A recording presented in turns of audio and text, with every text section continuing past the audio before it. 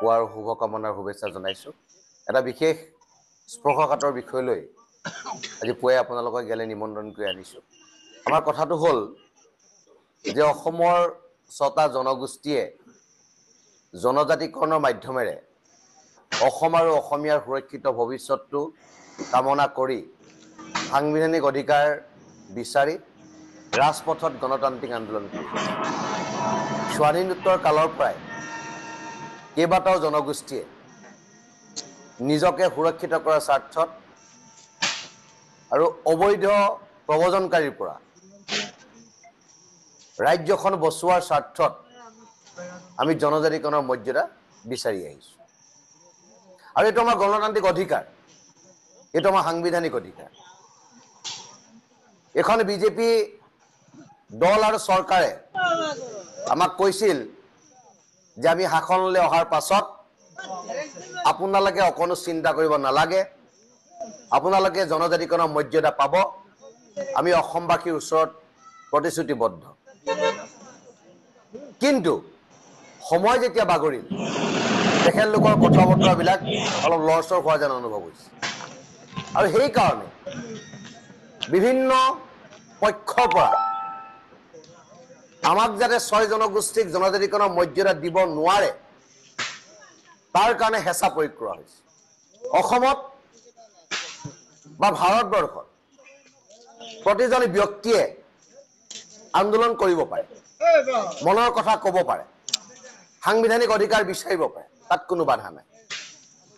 কিন্তু অসমৰ ৬টা জনগোষ্ঠী অৰ্থাৎ ৩,৪০,০০,০০০ মানুহৰ ২ কোটি জনসংখ্যা থকা এই ৬টা জনগোষ্ঠীক বিৰুদ্ধাচৰণ কৰি যোৱাকালি বিজেপি চৰকাৰৰ এজন মন্ত্ৰীৰ নেতৃত্বত যি তাত গণসমাৱেশ ঘটোৱা হ'ল আৰু তাত ৬ জনগোষ্ঠীৰ ৰাইজক যি তুচ্ছ তাচ্ছিল্য কৰা হৈছে, ৬ জনগোষ্ঠীৰ নেতৃত্বক ঘুচিয়াই চকু উলিয়াই দিম বুলি কোৱা হৈছে।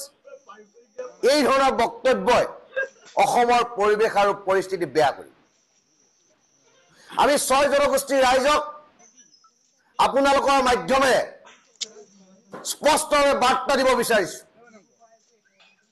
যে এইখন চৰকাৰৰ এজন মন্ত্ৰীয়ে যোৱাকালি সোণাপুৰত হোৱা এই গণসমাৱেশৰ সম্পূৰ্ণ পৃষ্ঠপোষক কৰিছিল।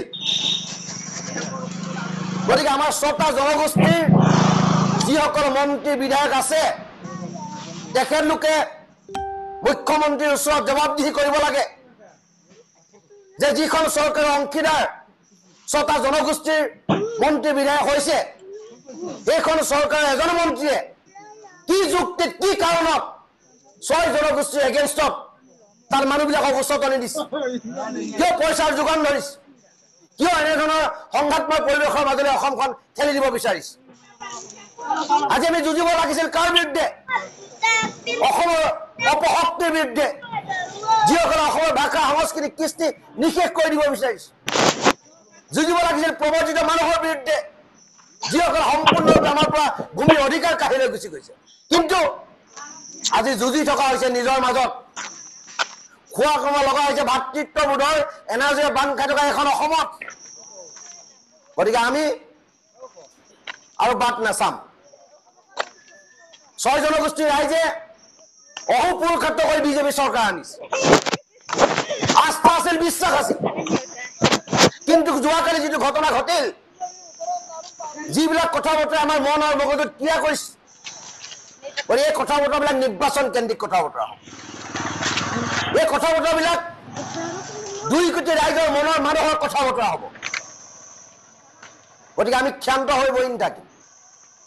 বাৰ্তা স্পষ্ট যে ইয়াৰ পিছত পৰিৱেশ আৰু পৰিস্থিতি বেলেগ হ'ব। কাৰণ মুকলি মনেৰে ৰাইজৰ সন্মুখত ৬ জনগোষ্ঠীৰ ৰাইজক ঘুচিয়াই মাৰিম বুলি কৈছে। ই কি গণতান্ত্ৰিক ব্যৱস্থা? ই কি সাংবিধানিক কথা বতৰা? অসমৰ ৬টা জনগোষ্ঠীয়ে অসমত জীয়াই থকা অধিকাৰ নাই নেকি? সাংবিধানিক অধিকাৰ বিচৰাৰ অধিকাৰ আমাৰ নাই নেকি?